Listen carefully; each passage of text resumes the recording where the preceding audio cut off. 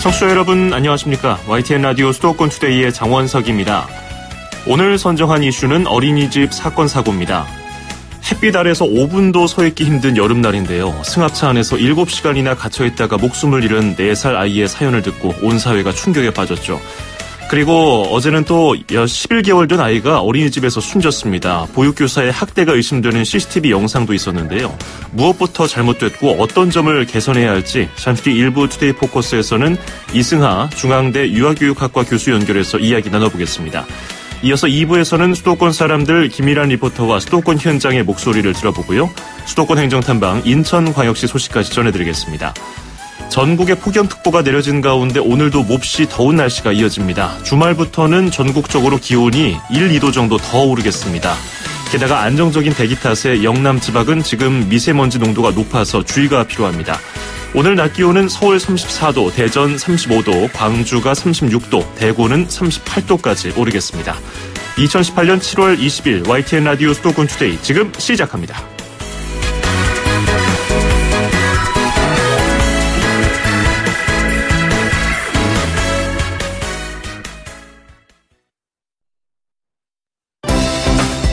수도권과 관련된 소식은 모두 여기 YTN 라디오 수도권 투데이.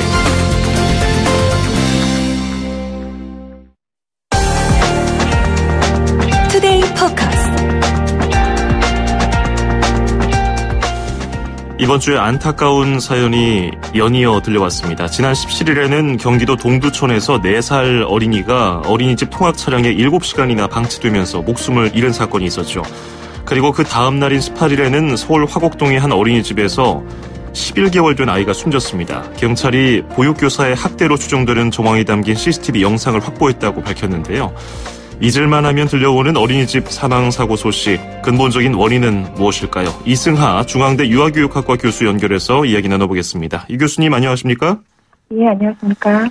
예, 지난 수년간 어린이집 등에서 발생한 어린이 사망사고 사건 때문에 세상이 들썩였던 때가 있잖아요. 근데 그때 이제 정부와 지자체 등 여러 곳에서 대책을 만들고 법도 만들고 해서 개선을 해왔던 것 같은데 이번에 또 잇따라서 어린이집에서 참 발생하지 않았어야 될 이런 사건 사고가 발생했는데요.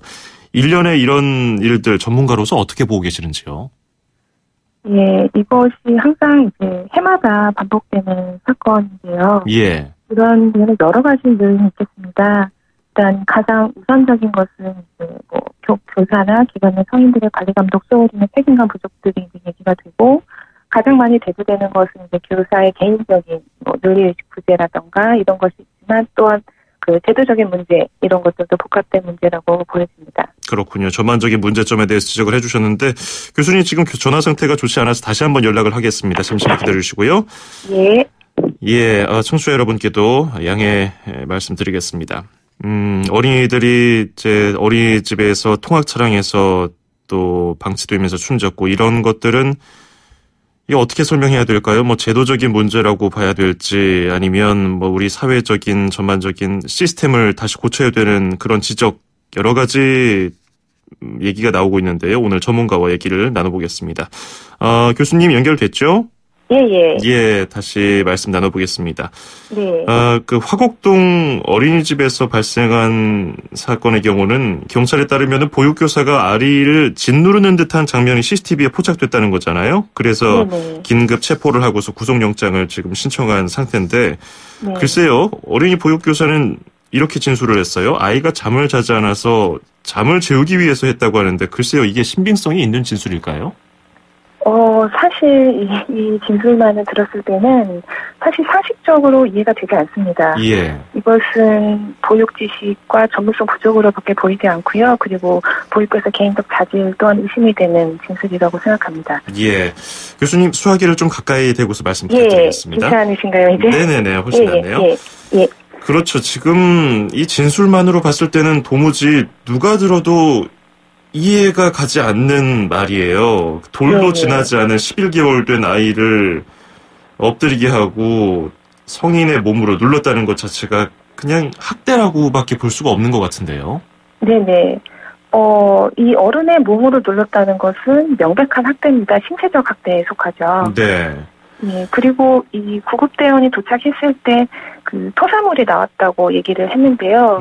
그것은 수유를 한 이후에 바로 소화를 시키지 않고 바로 재웠려고 했다는 그런 것을 반영한다고 보거든요. 예. 이것은 굉장히 기초적인 상식인데 이것을 하지 않았다는 것도 좀 굉장히 의아스럽습니다. 그렇군요. 그리고 이게 경험이 굉장히 많은 것으로 보이는 50대 보육교사였어요. 그렇기 때문에 이런 기본적인 상식을 몰랐다는 것은 이해할 수가 없고, 말씀하신 것처럼 토사물이 있었고, 또 지금 국과수에 부검을 의뢰한 상태인데, 담당 부검인은 일단 경찰에 외상은 보이지 않지만 정황상 질식사로 추정된다고 얘기를 네. 했다고 하더라고요.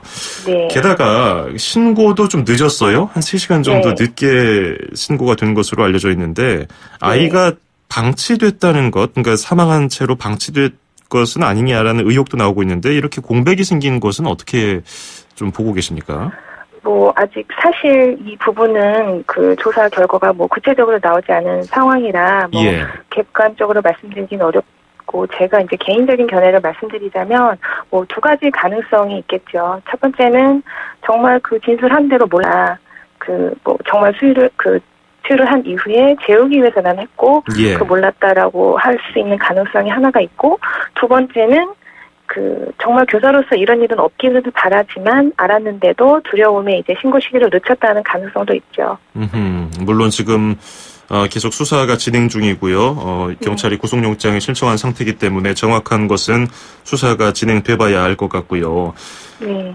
이 가혹행위에 대한 수사가 글쎄요, 제대로 이루어질 수 있을까요? 이런 일들이 비일비재했다가 또 한동안 잠잠했는데 또 발생했단 말이에요. 네. 일반적인 수준의 수사는 가능할 걸로 보입니다. 예. 예를 들면 CCTV 확보라던가 학부모나 주변인의 진술 이런 것들을 이제 확보할 수는 있겠는데요. 근데 화곡동 어린이집 같은 경우는 지금 11명의 교사에 25명의 아이가 재원하고 있는 것으로 나왔습니다. 예. 이런 경우는 이제 영아전담, 영아라고 하는 것은 만 3세 미만, 0세, 1세, 2세 아이들을 영아라고 일컫는데요. 영아전담 어린이집으로 보여집니다. 근데 이런 영아의 특성상 자신이 피해를 입었음에도 그것에 대해 언어로 표현을 할 수가 없기 때문에 그렇죠. 어떤 신체적 학대의 흔적을 부모가 직접 발견했거나 하지 않은 이상 모두 밝혀지기는 어려울 가능성이 있습니다. 네, 그래서 주변에 진술을 또 참고인 신분으로 계속 다 들어볼 텐데 네네. 계속 그 교사는 이런 식으로 진술을 할 거 아니에요. 아무리 영상이 있다고 하더라도 선의에 의해서 이렇게 했다 하면은 그것을 제대로 경찰이 입증해낼 근거가 있을까요? 글쎄요. 지금 학부모들의 진술을 보면 예. 그 교사가 정말 이럴 줄 몰랐다라는 그런 게 아니라 예. 언제든지 봐도 이 교사가 아이를 이렇게 데려가기에 좀 귀찮아하고 부정적인 태도를 보였다. 예. 그래서 교사로서 신뢰가 가지 않았다라는 이런 진술들이 나오고 있는데요. 그런 것들이라도 좀 참고를 해야 되지 않을까 그런 생각이 듭니다. 그렇군요. 예전에도 이런 학대 사건 때문에 아이가 숨진 일이 있었기 때문에 이게 제대로 수사가 이루어지고 처벌이 진행됐지만 또 발생하는 걸 봐서 제가 너무 안타까운 마음에 이런 또 질문을 드렸고요. 네. 이제 2014년에 아동학대 범죄 처벌 등에 관한 특례법도 시행이 됐는데 계속해서 이런 일이 발생한다는 것은 법 자체가 별 실효성이 없다고 봐야 되지 않을까요?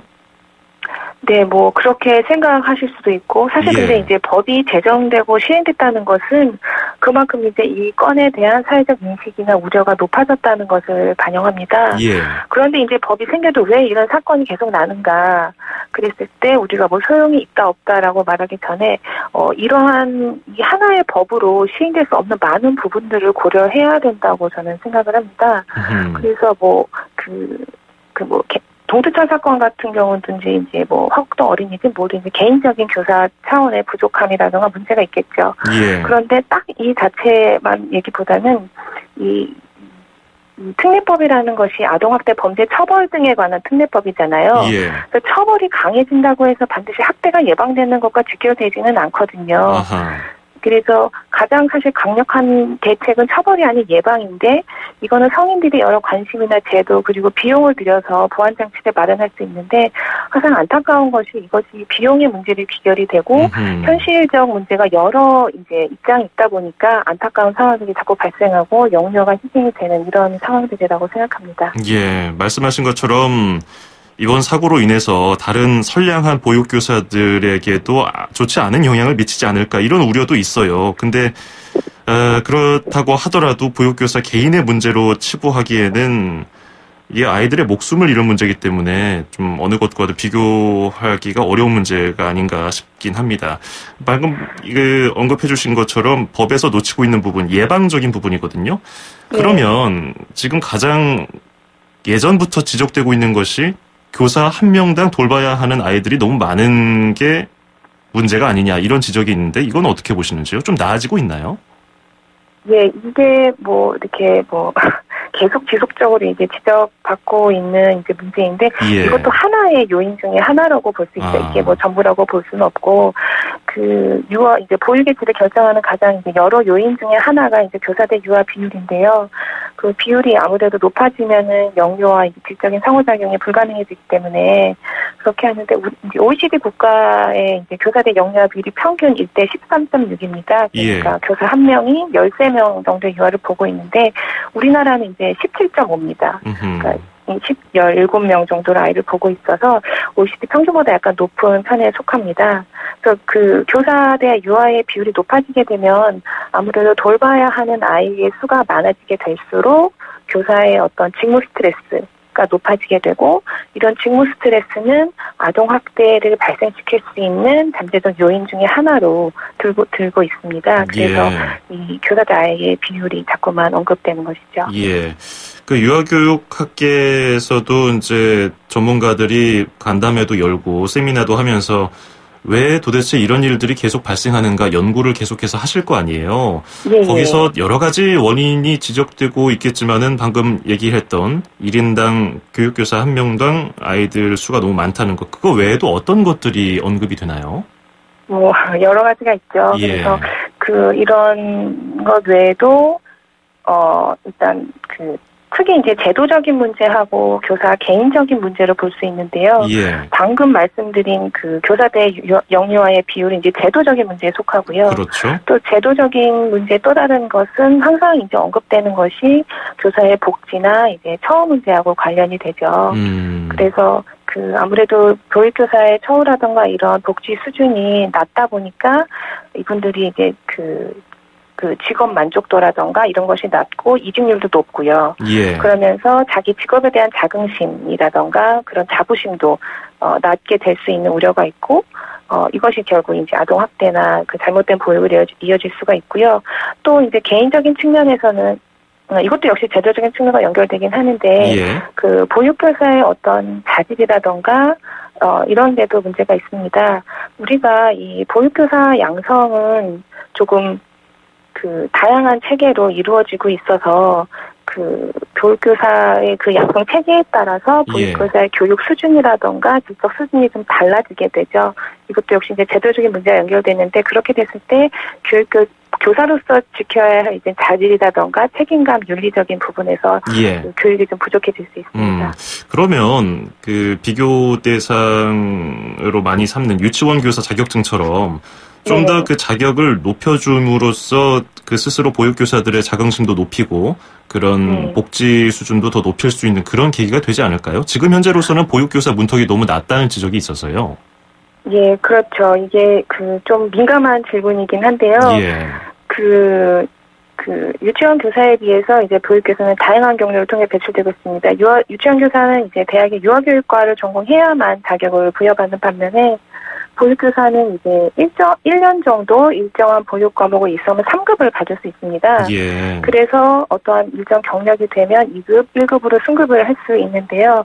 특히 3급의 경우에 자격 기준에 대한 재검토 요구가 좀 현실적으로 많이 존재하고 있습니다. 왜냐하면 이런 3급 같은 경우는 집체 교육이라던가 온라인 교육 으로 통해서 이제 일정 과목을 이수하면 자격을 딸 수 있게 되어 있는데요. 이런 경우에는 사실 과목은 이수하지만 그것이 좀 이론 중심이나 겉핥기식으로 그냥 이수하기 위한 그런 걸로 흘러갈 수 있기 때문에 좀 이런 것들에 대한 그 보완이나 강화가 필요하다고 보여지죠. 그렇군요. 우리가 이것을 개인적인 문제로 치부하기에는 어폐가 있기 때문에 제도적인 측면에 대해서 여러 가지 또 지적을 해주셨고 짚어봤는데요. 하루아침에 해결될 것 같지는 않습니다. 우리가 학계에서도 계속해서 지적을 해주시고요. 어떤 것들이 개선돼야 하는지 계속 좀 연구 부탁드리겠습니다. 고맙습니다. 예, 감사합니다. 네, 지금까지 이승하 중앙대 유아교육학과 교수였습니다.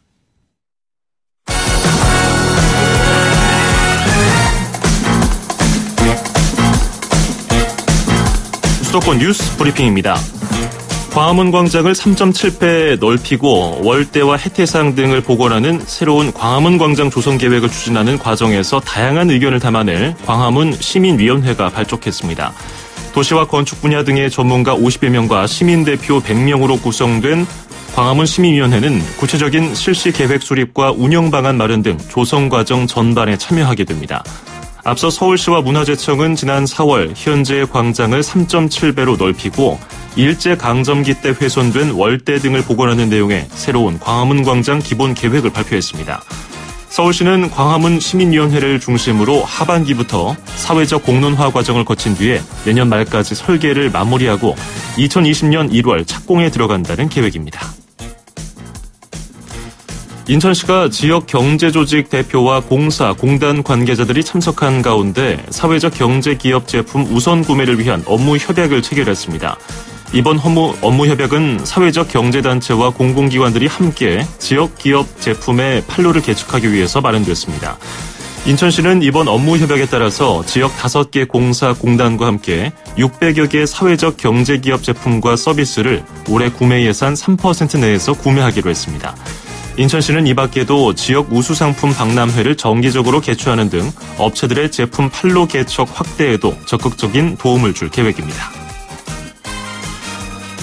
올해 상반기 인천 신항의 수출 실적이 작년 같은 기간과 비교해서 큰 폭으로 증가했습니다. 인천항만공사 조사 결과 올해 상반기 인천 신항의 수출 규모는 총 29억 달러로 지난해 같은 기간보다 144%가 늘어났습니다. 상반기 최대 교역국은 중국으로 수출 9억 달러, 수입은 43억 달러를 기록했습니다. 품목별 수출 실적은 반도체가 6억 달러로 가장 많았고 다음이 의약품과 농약, 화장품 순이었습니다. 경기도는 올해 상반기에 부천과 의정부, 하남 등 7개 시군과 지방세 부과징수 합동조사를 벌여서 696건의 세금 탈루 사례를 적발했다고 밝혔습니다. 유형별로 보면 감면 사유 미이행이 83건으로 가장 많았고 고급주택 세율 적용 누락 8건, 미신고가 311건 등으로 경기도는 이들에 대해서 445억여 원을 추징했습니다. 경기도는 하반기에 평택과 시흥, 안산 등 6개 시군과 지방세 부과징수 합동조사를 벌일 방침입니다. 인천시가 고밀도 재개발과 재건축 대신 소규모 마을 정비와 보존에 초점을 맞춘 더불어마을 조성에 착수했습니다. 인천시는 전면 철거 방식의 고밀도 개발에서 벗어나서 소규모 마을 보존 관리하는 더불어마을 조성 사업을 올해부터 시범적으로 추진할 계획이라고 밝혔습니다. 인천시는 이에 따라서 올해 시범구역 4곳과 희망지역 10곳을 지정해서 사업을 진행할 예정인데요. 더불어마을 조성 사업은 정부의 도시재생 뉴딜 사업보다는 규모는 작지만 주민이 사업 전체를 주도할 수 있는 장점이 있습니다. 경기도지사직 인수위원회가 도의회와의 연정 예산으로 편성된 학교 실내체육관 사업비를 집행하겠다고 밝혔습니다. 학교 실내체육관 사업비 1,190억 원은 지난해 예산 심의 과정에서 도의회가 반영했지만 남전지사가 동의하지 않아서 집행되지 않았습니다. 경기도는 인수위가 예산 집행 방침을 밝힌 만큼 도교육청과 협의해서 학교 실내체육관 건립 사업을 추진하겠다고 밝혔습니다. 청소년들의 스트레스를 덜어줄 스트레스 프리 디자인이 적용된 공간이 서울시내 6개 초중고등학교에 추가로 조성됩니다.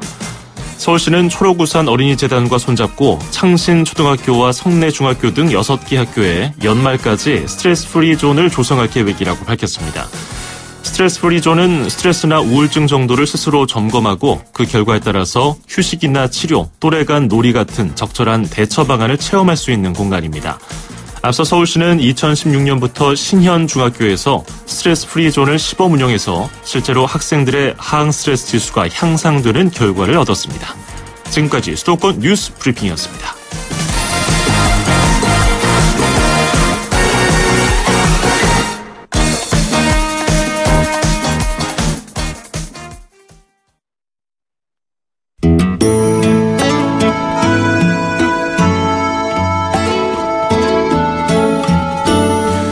네, 조금 전 투데이 포커스에서 일단 어린이집 사건 사고에 대해서 들어봤고 제도적으로 어떤 예방이 필요한가 짚어봤는데요.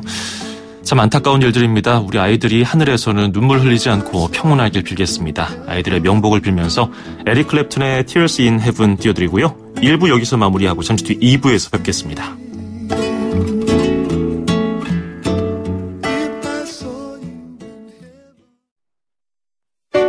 2,500만 수도권 청취자를 위한 모든 소식이 한자리에 YTN 뉴스 FM 수도권 투데이.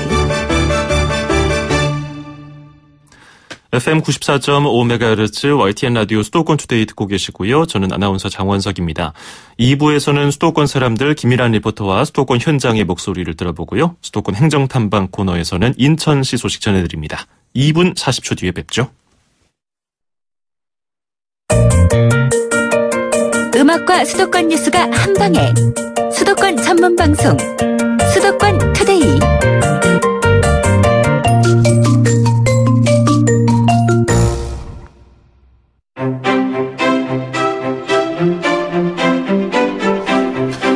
매주 금요일마다 만나보는 코너죠. 수도권 사람들. 오늘은 어떤 사람들을 만나볼지 기대가 됩니다. 김미란 리포터와 함께 알아보죠. 어서 오세요. 네, 안녕하세요. 네, 오늘은 어디로 가볼까요? 네, 개와 인간이 오랜 세월 동안 친밀한 관계를 좀 유지하고 하나의 가족, 반려동물로 이제 천만시대에 함께 살고 있는데요. 네. 하지만 반려견을 데리고 자유롭게 산책할 수 있는 공간이 턱없이 부족한 게 현실인데요.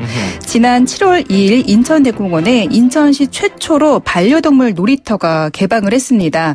이 주말에 인천대공원 반려동물 놀이터를 찾았는데요. 네. 먼저 현장부터 소리로 만나보시죠. 네, 소형견 쪽으로 입장하시면 되겠습니다. 가자. 어우, 강아지 소리에 깜짝 놀랐네요. 처음에 근데 삐 소리가 나고서 소형견 쪽으로 입장하십시오. 뭐 이런 얘기가 있었던 것 네. 같아요. 그 삐 소리가 뭔가요? 네, 우선 이 반려견이 입장하기 전에 리더기 기계로 반려견 목조개 동물 등록 인식표를 좀 확인하는 소리입니다. 이 동물 등록법에 따라서 이 동물 등록을 한 반려견에 한해서 입장할 수가 있는데요. 이 반려동물 놀이터는 반려견과 자유롭게 산책을 하고 건강하게 운동할 수 있는 공간입니다. 맞아요. 저희도 이 소식을 전해드린 바가 있는데 등록이 된 반려동물 강아지만 입장이 가능하다고 하더라고요. 네. 인천대공원 쪽에 그 반려동물 놀이터 가보니까 위치가 어느 정도로 조성돼 있나요? 네, 인천대공원이 정말 넓고 크거든요. 네네. 위치가 인천대공원 정문으로 들어가면 왼쪽 축구장 뒤편에 조성이 되어 있는데요.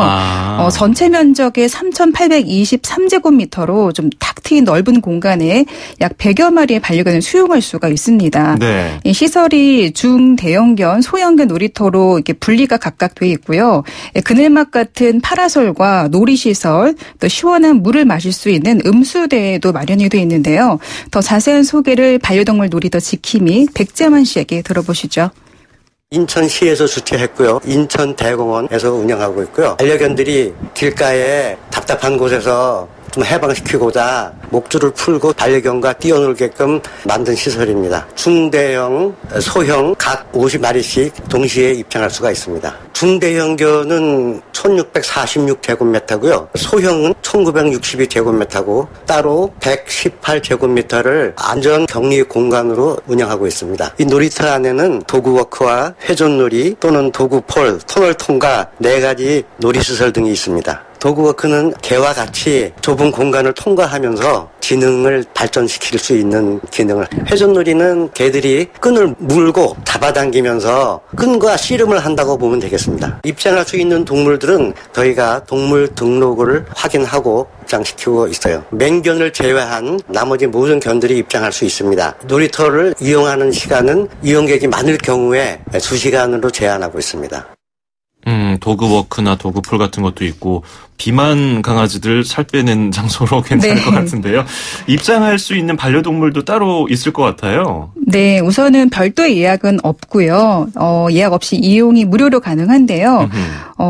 어린이 좀 12세 미만의 어린이는 이 보호자와 함께 입장을 해야 합니다. 아하. 그리고 좀 주의사항이 있는데 안전을 위해서 맹견은 입장이 불가한데요. 네. 동물보호법 제12조 2항에 명시된 맹견류, 도사견, 아메리칸 핏불 테리어 등 사람을 공격할 수 있는 맹견은 구분을 해서 입장을 좀 제한하고 있습니다. 그렇군요. 맹견을 키우시는 분들은 미리 확인하신 다음에 가지 못한다는 거 참고하시면 좋을 것 같고요. 이용하는 시민들 많은가요? 이게 지난 7월 2일인가에 개장을 하는 걸로 알고 있는데요. 네, 지난 주말에 제가 찾았을 때는 이 폭염수가 너무 더워서 반려견이 많지는 않았습니다. 네, 그래도 오랜만에 좀 목줄을 풀고 반려견들이 마음껏 놀이터를 좀 뛰놀고 또 공을 던지면 물어오고 네네. 또 이웃 반려견과 함께 좀 어울리는 모습들이었는데요. 이용하는 시민들도 인천에 좀 합법적인 공간이 생긴 것을 굉장히 좋아하셨고요. 그 전에는 집 근처 공원이나 유료시설, 놀이터, 카페를 이용했는데 이곳은 좀 공간도 넓고 무료로 이용할 수가 있어서 긍정적인 반응을 보였는데요. 네. 시민들의 소감을 직접 들어보시죠.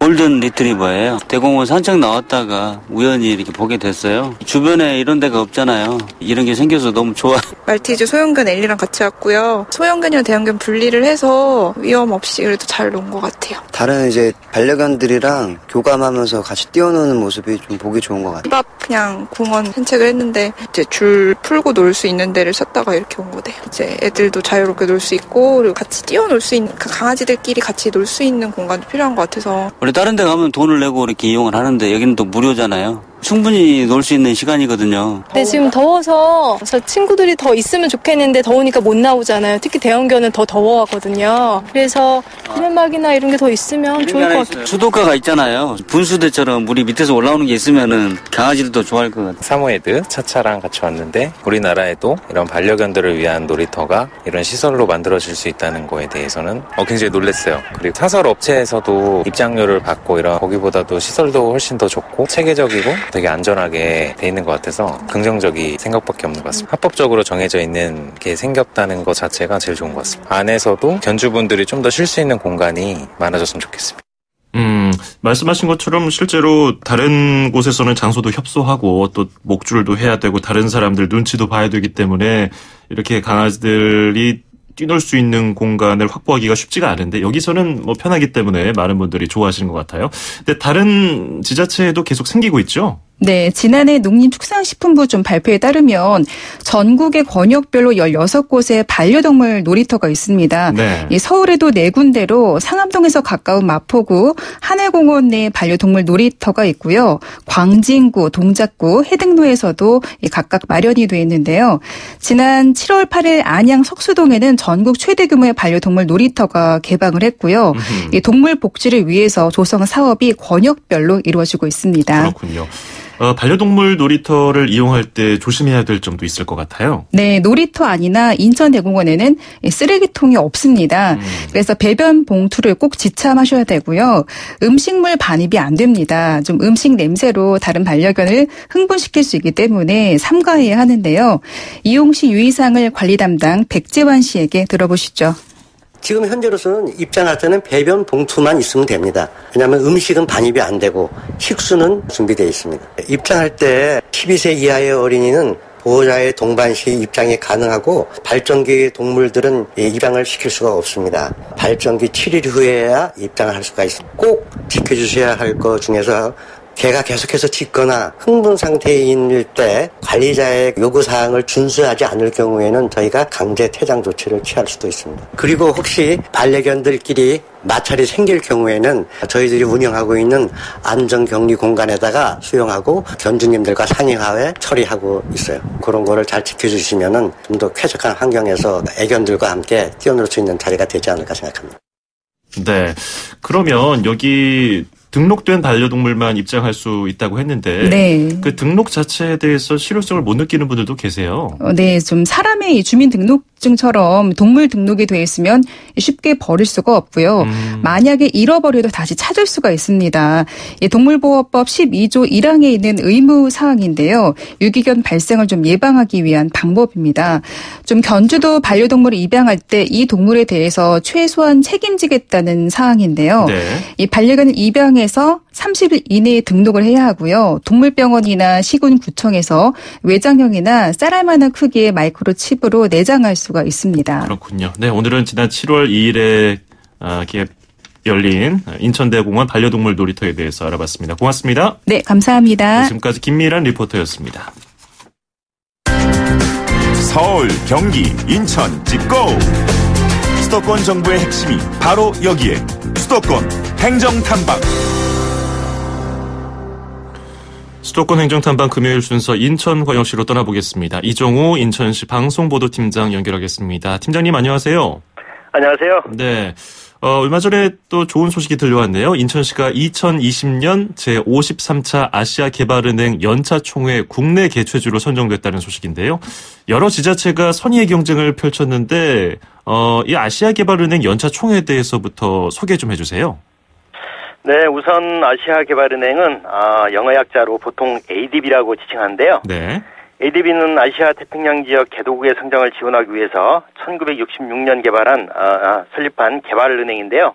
67개 회원국으로 구성되어 있고요. 우리나라는 창립 회원국이기도 합니다. 네. 이번에 유치한 제53차 ADB 연차총회는 기획재정부와 아시아개발은행의 공동 주최로 2020년 5월 2일부터 5일까지 4일간 송도 컨벤시아에서 열릴 예정인데요.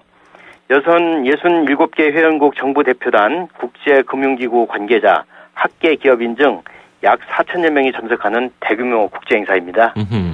지난 13일 개최지 선정을 위한 서류 심사를 통과한 인천, 서울, 부산, 제주가 개최 후보로서 경합을 벌였는데요.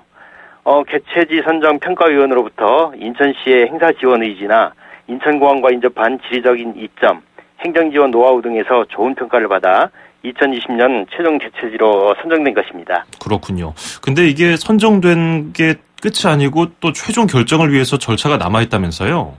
예, 일종의 형식적인 행정 절차인데요. 네. 제53차 ADB 연차총회 개최지 최종 결정은 기획재정부에서 타당성 조사 및 국제행사 심의위원회 등 내부 심의 절차를 거친 후에 필리핀 마닐라에 있는 아시아개발은행 본부에서 ADB 회원국들의 투표를 거치는 형식적 절차가 남았는데요.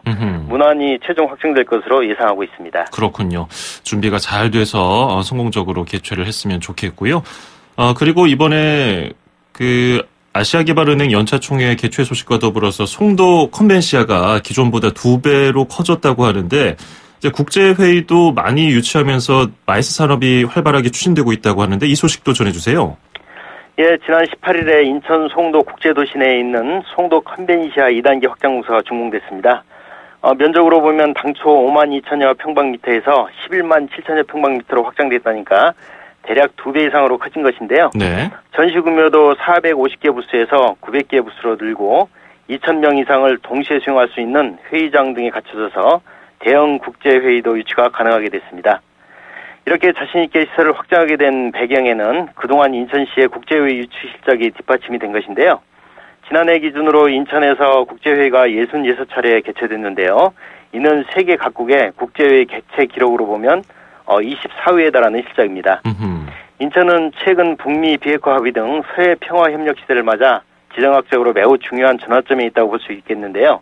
인천의 역사와 지리적 이점을 활용해서 향후 마이스 산업을 원도심까지로 확대해가는 관광융합, 융복합 육성 정책을 추진해 나갈 계획입니다. 네, 인천이 뭐 지리적인 특성도 있고 또 수도권과 가깝기도 하고 여러 가지 면에서 마이스 산업, 그러니까 뭐 기업 회의라든지 뭐 포상관광, 컨벤션, 전시 박람회 이런 것들에 대한 사업을 꾸준히 하고 있는데 앞으로도 좀 좋은 성과 냈으면 좋겠네요.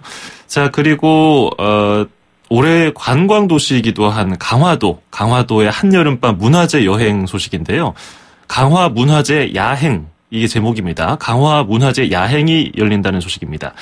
야간에 문화체험도 하고 또 여름날에 태양을 피해서 즐길 수 있는 피서가 될 수 있을 것 같은데요. 이 관련 행사 소식도 알려주십시오. 예, 강화는 예로부터 지붕 없는 박물관이라고도 이제 하는데요. 마침 올해가 고려 건국 1100년이 되는 해이기도 하고요. 네. 잘 아시다시피 강화는 몽골의 침략에 맞서 천도한 39년간의 고려 도읍지로서의 역사도 갖고 있는 곳입니다.